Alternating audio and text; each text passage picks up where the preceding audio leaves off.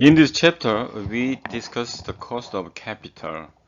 The cost of capital is cost of financing capital assets. In our discussion, there are four types of financing methods, and that is borrowing money and pay interest. So interest in this case is cost of capital. Now, company can issue preferred stock and pay dividends.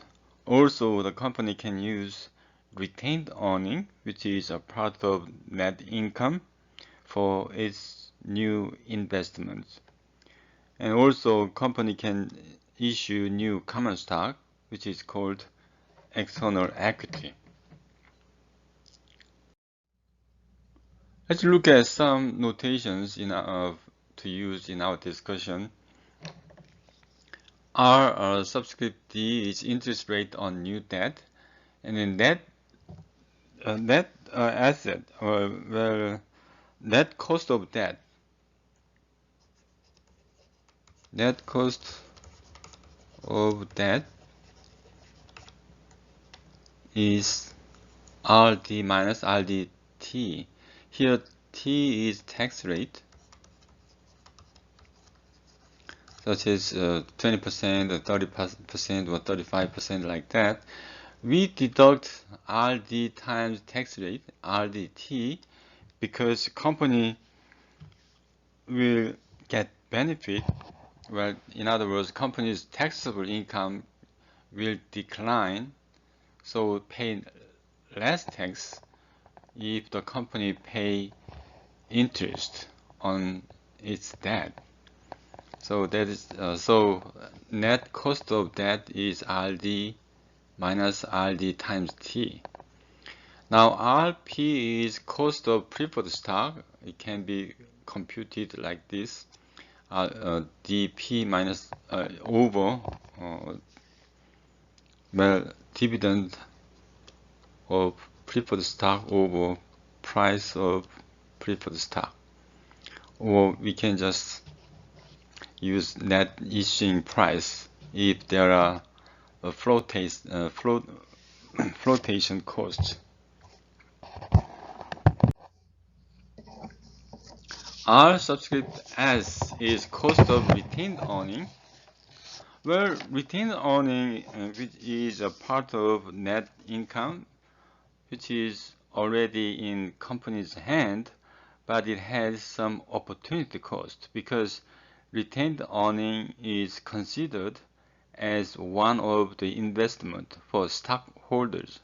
For stockholders' viewpoint, shareholders' viewpoint, retained earning in company's hand is also a kind of investment because that's their money.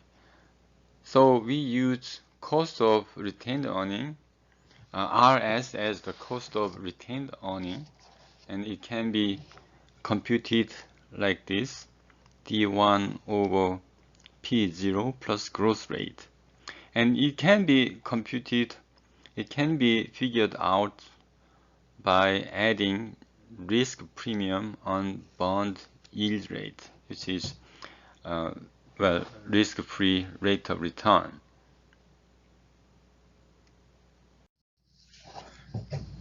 Now R subscript E is a component cost of equity obtained by issuing new common stock, which is called external equity. And then it is greater than cost of retained earning because RE contains flotation cost. Now we can just calculate R subscript E using the dividend after 1 year divided by current price multiplied by 1 minus the rate of flotation cost. The flotation cost, F, is cost of issuing new common stock, including underwriter's fee. Underwriters such as JP Morgan sells new stocks for issuing companies, and the company pay for that. Legal fees for lawyers, registration fees. New stocks of public companies. That means the stocks, new stocks will be traded freely in public, right? Publicly. And then these stocks should be registered with SEC. Should be registered with SEC, and then the company should pay some fees. Those are part of flotation cost. Now, a company is not going to use only debt or only preferred stock or only common stock. Instead, the company will find the best combination of these finance sources. Now, if a company has a target structure of capital like this, such as 45% of investment cost is from debt, 5% is from preferred stock, and 50% of investment cost is from issuing new common stock. Then we can find out weighted average cost of, so WACC in number one case, when common equity is from retained earning. Then, okay, let's compute. Let's say that is 45%, right? So it is say 0.45 times. The cost of that is 6% here. The 6%. So we can say, let's say the 6% times tax deductible 1 minus tax rate is 40%, so it is 0.4. And then we compute that 0.45 times 6 times this is 0.6, right? And then I got 1.262%. Because we use the percentage number here, the answer is percent. Okay, and then plus preferred stock. The weight of preferred stock is 0.05. That is 5%, right? And then cost of it is 9%. Is given. 9% is given here.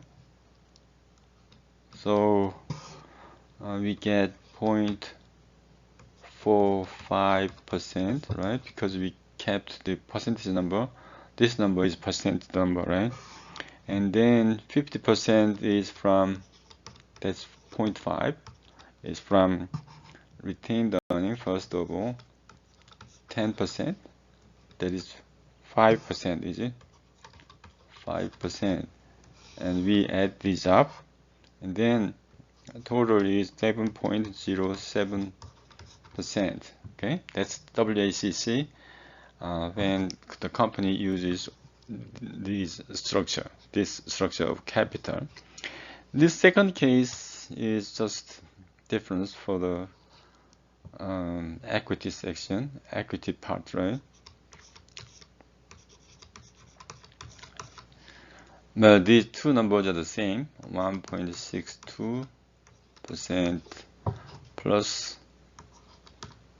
45%, and then 50% is from issuing new common stock, right? The cost of new common stock is 12%. So we multiply by 12%. It gives us 6%, right? And then we add these three numbers, and then we get 8.07%. That is WACC for this target structure of capital.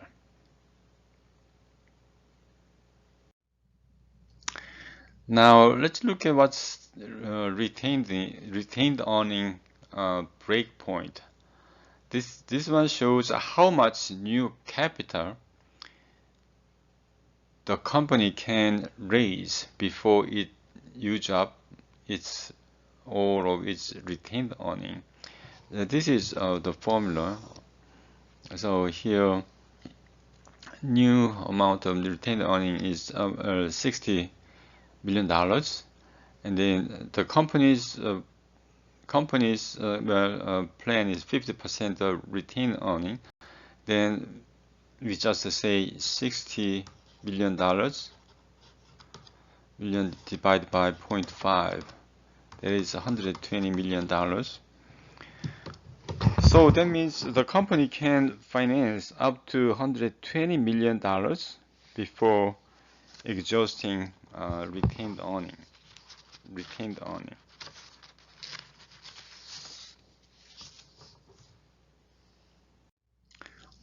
Some factors affecting cost of capital, interest rate definitely will affect that. Usually it increases cost of capital. Tax can, depending on what kind of tax, it can increase the cost of capital or decrease of capital, cost of capital. In our example, we apply the tax rate only on the cost of debt. So if tax rate goes up, then taxable income goes down. So cost of debt can go down because IRS deducts that much. The amount of interest the company paid is deducted from taxable income. And companies, it depends also on capital structure policies, dividend policy, investment policy.